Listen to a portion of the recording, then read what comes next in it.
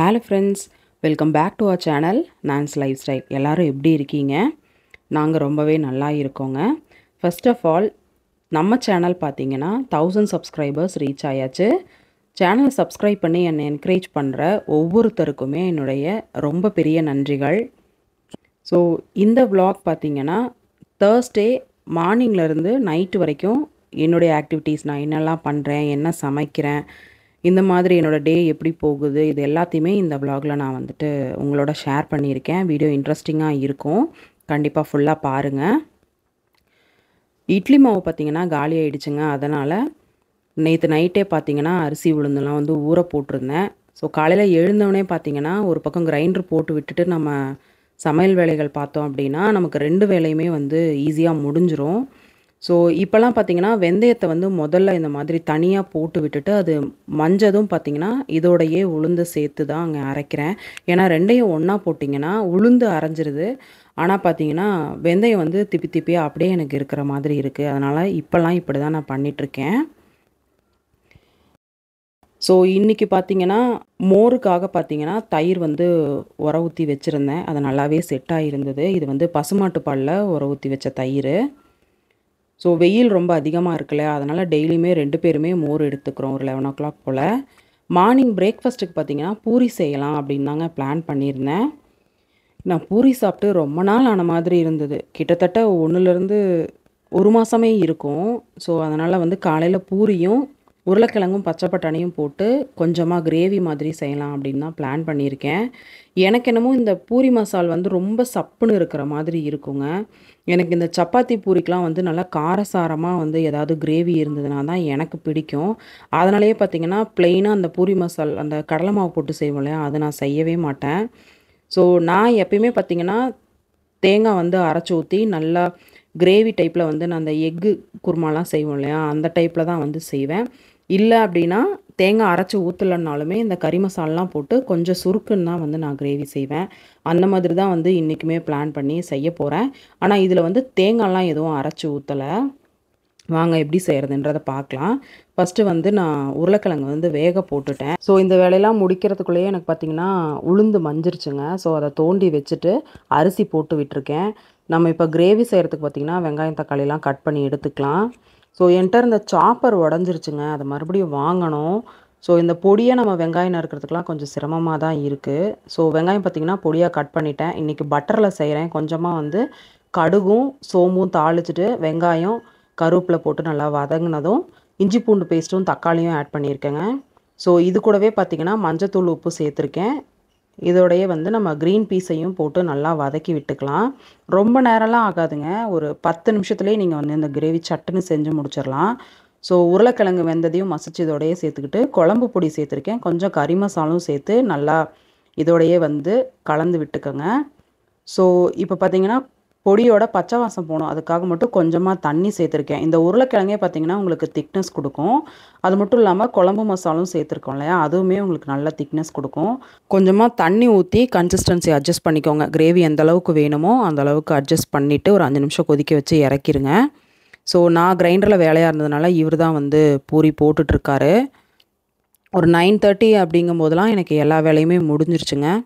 So பாத்திரத்தெல்லாம் எடுத்து விளக்க போட்டுட்டு 2 பேரும் சேர்ந்தே சாப்பிட்றலாம் அப்படின்னு சொல்லி தான் இன்றைக்கி சீக்கிரமாகவே சாப்பிட்டாச்சு.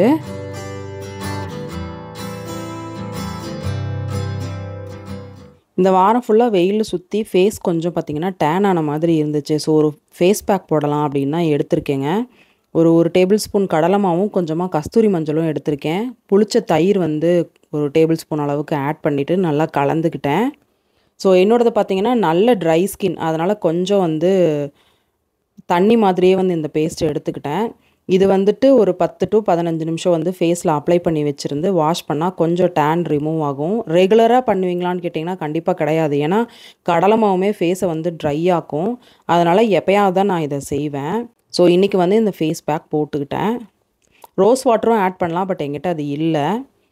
ஒரு 11:30 போல் பார்த்திங்கன்னா கொஞ்சம் மோர் சாப்பிட்லாம் அப்படின்னு சொல்லிட்டு அவருக்கு ஆஃபீஸ் கொடுத்து விட்டது போக இது என்னோடய இது.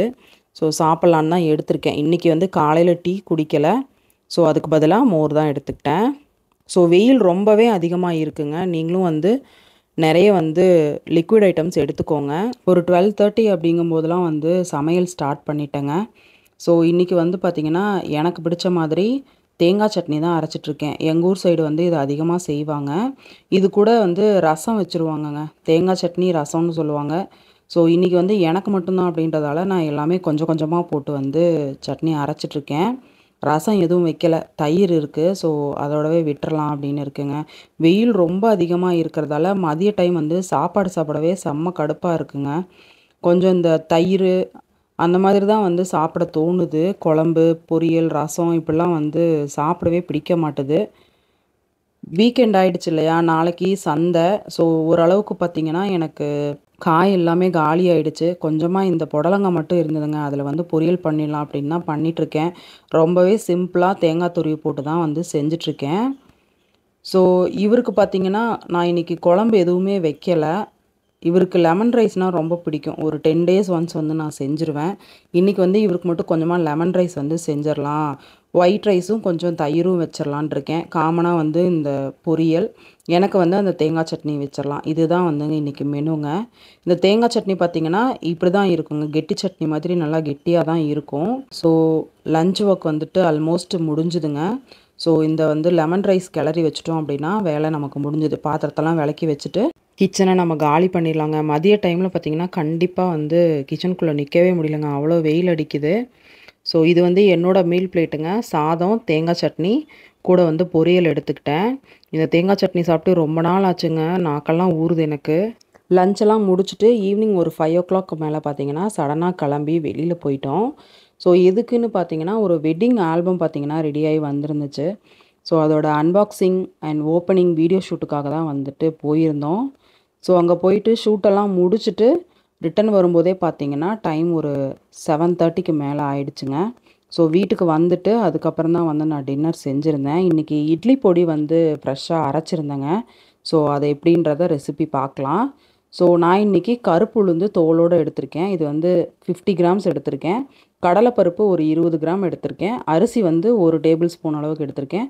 காரத்துக்கு தேவையான அளவு வரமிளகா. ஸோ இதில் வந்து கீ இன்க்ரீடியண்ட்டே பார்த்திங்கன்னா இந்த பூண்டு தாங்க. எனக்கு பூண்டு வந்து பர்சனலாக ரொம்ப பிடிக்கும். நீங்கள் பூண்டு இல்லாமலும் செய்யலாம். எனக்கு பூண்டு பிடிக்கும் அப்படின்றதால வந்து பூண்டு வந்து வச்சுருக்கேன். ஸோ இது எல்லாத்தையுமே பார்த்திங்கன்னா ஒன்று ஒன்றா பொறுமையாக வந்து ட்ரை ரோஸ்ட் பண்ணணும். நல்லா செவந்து வர வரைக்கும் லோ ஃப்ளேமில் வச்சு பார்த்திங்கன்னா கொஞ்சம் கொஞ்சமாக ட்ரை ரோஸ்ட் பண்ணுங்கள். கருப்பு உளுந்து பார்த்திங்கன்னா செவக்கிறதே உங்களுக்கு தெரியாது. அதனால் லோ ஃப்ளேமில் வச்சு பொறுமையாக பண்ணி எடுங்க. இதே மாதிரியே கடலைப்பருப்பையும் வந்து நல்லா செவக்க வறுத்து எடுத்து வந்து வச்சுக்கலாம். ஆல்ரெடி வந்து பேன் வந்து நல்லாவே சூடாக இருக்குது அப்படின்றதால அரிசி பார்த்திங்கன்னா போட்ட உடனே வந்து நல்லா பொரிஞ்சு வந்துருச்சு. ஒரு 2 செகண்டில் பொரிஞ்சு வந்துருச்சு. ஸோ அதையும் வந்துட்டு நம்ம எடுத்து வச்சுட்டு மிளகா வறுக்கும்போது மட்டும் நெடி தாங்க முடியாதுங்க. அதனால் கொஞ்சமாக நல்லெண்ணெய் ஊற்றி நான் வந்து மிளகாவை வந்து ரோஸ்ட் பண்ணி எடுத்துக்கிறேன். ஸோ மிளகாவை மட்டும் நம்ம தனியாக ஒரு பாத்திரத்தில் வந்து எடுத்துக்கலாம். ஸோ இதுக்கு பார்த்தீங்கன்னா இந்த கட்டி பெருங்காயம் தான் வந்து நல்ல டேஸ்ட்டாக இருக்குங்க. 5 கிராம் அளவுக்கு எடுத்திருக்கேன். ஸோ பவுடரும் நீங்கள் சேர்த்துக்கலாம். பூண்டு வந்து கொஞ்சமாக தான் இருக்குங்கிறதுனால இந்த மாதிரி இடிகளில் வந்து தட்டி எடுத்துட்டேன். நிறையா போட்டால் நீங்கள் வந்து மிக்சியில் வந்து போட்டு நல்லா பல்ஸ் பண்ணி எடுத்துக்கலாம். ஸோ அதை வந்து நான் ஆற விட்டுருக்கேன். ஸோ அதுக்குள்ளே நம்ம வந்து இட்லி ரெடி பண்ணுறதுக்கு வந்து மாவு வந்து எடுத்து கலந்து வச்சுக்கலாம். ஸோ நான் மாவு பார்த்திங்கன்னா புளிக்க வச்சு அப்படியே எடுத்து ஃப்ரிட்ஜில் வச்சுட்டேன். கலக்கவே இல்லை. ஸோ வந்து நல்லாவே புளிச்சிருந்ததுங்க. ஒரு 2 மணி நேரம் தான் வெளியில் வச்சுருந்தேன். நல்லா புளிச்சிருச்சு. ஸோ நம்ம இன்றைக்கி இட்லி செய்கிறதுக்கு தேவையான அளவுக்கு மட்டும் எடுத்து வச்சுட்டு மிச்சத்தை ஃப்ரிட்ஜ்லேயே வச்சிடலாம். ஸோ இட்லி மாவை பொறுத்த வரைக்கும் நம்ம எந்த அளவுக்கு வந்து நல்லா அடித்து கலக்கிறோமோ அந்தளவுக்கு இட்லி வந்து சாஃப்டாக கிடைக்கும். சாப்பாட்டு விஷயத்தை பொறுத்த வரைக்கும் பார்த்திங்கன்னா நாங்கள் 2 பேருமே வந்து 2 துருவம்னு தான் சொல்லணுங்க. நான் வந்து மோஸ்ட்லி எல்லாமே சாப்பிடுவேன். அவர் வந்து அப்படி கிடையாது. ரொம்பவே சூஸி. இட்லி பொடி கூட பார்த்திங்கன்னா என் ஒருத்திக்கு மட்டும்தான். அதனால தான் கொஞ்சமான குவான்டிட்டியில் செஞ்சு வச்சுருக்கேன். ஸோ அவருக்கு பார்த்திங்கன்னா கொஞ்சமாக தேங்காய் சட்னி அரைச்சிட்டோன்னா இட்லி கூட வந்து கொடுத்துர்லாம். அதுக்கு தான் வந்து ரெடி பண்ணிகிட்ருக்கேன். இந்த இட்லி பொடி பார்த்திங்கன்னா 3 மாதம் வரைக்கும் நல்ல வாசனையோட ஃப்ரெஷ்ஷாகவே இருக்குங்க. இதை பார்த்திங்கன்னா நல்லா ஆற வச்சு நல்லா வந்து கொரன்னு பவுட்ரு பண்ணி நீங்கள் வந்து ஒரு நல்ல ஏர்டைட் கண்டெய்னரில் போட்டு ஸ்டோர் பண்ணிட்டீங்க அப்படின்னா 3 மாதம் வரைக்கும் உங்களுக்கு வந்து நல்லாவே ஃப்ரெஷ்ஷாக கமகமன்னு வாசத்தோடு இருக்கும். ஸோ இதில் பார்த்திங்கன்னா நான் சொன்ன மாதிரி கீ இன்க்ரீடியண்ட்டே வந்து அந்த பூண்டு தாங்க. உங்களுக்கு பூண்டு பிடிக்கும் அப்படின்னா கண்டிப்பாக இந்த இட்லி பொடி வந்து ட்ரை பண்ணி பாருங்கள். ரொம்ப நல்ல டேஸ்ட்டாக இருக்குங்க. ஸோ நீங்கள் வந்து பூண்டு சேர்க்காமையும் செய்யலாம். இட்லி பொடி பார்த்தீங்கன்னா ஓரளவுக்கு நர நரன்னு தான் இருக்கும் இல்லையா? ஸோ நானும் அப்படி தான் செஞ்சுருக்கேன். ஸோ இந்த பக்குவம் வந்தோடனே நீங்கள் பார்த்தீங்கன்னா இதை வந்து ஒரு நல்ல ட்ரையான ஒரு ஏர்டைட் கண்டெய்னரில் ஸ்டோர் பண்ணி நீங்கள் வந்து வெளியிலேயே வச்சுக்கலாம். ஃப்ரிட்ஜெல்லாம் தேவைப்படாது. ஸோ இந்த பொடி பார்த்தீங்கன்னா அரைச்ச உடனே வந்து கொஞ்சம் சூடாக இருக்கும். அதோட சூடு வந்து ஆறுனதுக்கப்புறம் தான் நம்ம வந்து கண்டெய்னரில் ஸ்டோர் பண்ணணும். இந்த ஸ்டேஜில் பார்த்தீங்கன்னா தேவையான அளவுக்கு உப்பு சேர்த்து வந்து நல்லா கலந்து விட்டுருங்க. ஸோ நம்ம இடித்து வச்சோம் இல்லையா, அந்த பூண்டை வந்து சேர்த்துட்டு நல்லா மிக்ஸ் பண்ணிக்கோங்க. ஸோ கையிலே வந்து நல்லா பிசைஞ்சு விட்டு பவுடரையும் அந்த பூண்டையும் வந்து மிக்ஸ் பண்ணி வந்து இன்னும் கொஞ்சம் சூடு ஆறுற வரைக்கும் வந்து வெளியிலேயே வச்சுருங்க. ஸோ நம்ம வந்து இட்லி ஊற்றி வச்சிடலாம். டைம் ஆயிடுச்சு. பவுடரை வந்து ஆற விட்டுருக்கேன். ஸோ இது வந்து ஒரு 10 நிமிஷம் ஆகும் இல்லையா, இட்லி வேகட்டும். ஸோ இந்த இட்லி பொடியோட மெஷர்மெண்ட்டு பார்த்தீங்கன்னா நான் டிஸ்கிரிப்ஷன் பாக்ஸ்லேயும் கொடுக்குறேன். தேவைப்பட்டால் செக் பண்ணி பாருங்கள். ஸோ ஒரு 1/4 மணி நேரம் வந்து நல்லா ஆற விட்டுட்டேங்க. இந்த மாதிரி ஒரு கிளாஸ் பாட்டிலில் கொஞ்சம் ஏர்டைட்டாக இருக்கிற பாட்டிலில் வந்து நீங்கள் வந்து இந்த மாதிரி ஸ்டோர் பண்ணிக்கலாம். இது பார்த்தீங்கன்னா 300 ml கெப்பாசிட்டி இருக்கிற ஒரு கண்டெய்னர். ஒரு 200 கிராம் வந்துருக்குங்க பொடி. ஸோ இந்த மாதிரி பேட்சாக கொஞ்சமாக நீங்கள் அரைச்சிக்கிட்டிங்கன்னா உங்களுக்கு வந்து ஃப்ரெஷ்ஷாக இருக்கும். வாசனையும் வந்து உங்களுக்கு போகாது. சாப்பிடவும் உங்களுக்கு டேஸ்ட்டும் வந்து மாறாமல் இருக்கும். ட்ரை பண்ணி பார்த்துட்டு எப்படி இருந்தது அப்படின்னு கமெண்ட்டில் சொல்லுங்கள். ஸோ டின்னர் வேலை முடிஞ்சுதுங்க. இட்லியும் வெந்துருச்சு. நீ சர்வ் பண்ணிட வேண்டியது தான். ஸோ இந்த இட்லி பொடியில் நம்ம கருப்பு உளுந்து சேர்த்துருக்கோம் இல்லையா, அது லேடிஸ்க்கு ரொம்பவே நல்லதுங்க. எலும்புக்கு வந்து ரொம்ப உறுதி. நம்ம இந்த பீரியட்ஸ் டைம்லலாம் பார்த்தீங்கன்னா இடுப்பு வலிக்கெலாம் வந்து ரொம்பவே ஹெல்ப்ஃபுல்லாக இருக்கும். பெண் குழந்தைங்களுக்கு வந்து நீங்கள் தாராளமாக கொடுக்கலாம். இதில் நம்ம நல்லெண்ணெய் தான் சேர்த்து சாப்பிடுவோம் இல்லையா, அதுவுமே லேடிஸ்க்கு ஹெல்த்துக்கு வந்து ரொம்பவே நல்லது. அது மட்டும் இல்லாமல் வீட்டில் குட்டீஸ்க்கு பார்த்தீங்கன்னா சில்லி இட்லி, பொடி தோசை இதெல்லாம் வந்து நீங்கள் இந்த பொடி சேர்த்து செய்யும்போது ரொம்ப என்ஜாய் பண்ணி சாப்பிடுவாங்க. டேஸ்ட்டும் ரொம்பவே அருமையாக இருக்கும். நம்ம கடையில் இட்லி பொடி வாங்கி கொடுக்குறத விடவும் இந்த மாதிரி நம்ம வீட்டிலேயே வந்து ஹெல்த்தியாக செஞ்சு கொடுக்கும் பொழுது வந்து குழந்தைங்களும் விரும்பி சாப்பிடுவாங்க. நமக்கும் வந்து திருப்தியாக இருக்கும். கண்டிப்பாக ட்ரை பண்ணி பாருங்கள். நம்ம இந்த வீடியோவோட எண்டுக்கு வந்துட்டோம். தேங்க்ஸ் ஃபார் வாட்சிங். நெக்ஸ்ட் வீடியோவில் பார்க்கலாம். பாய்.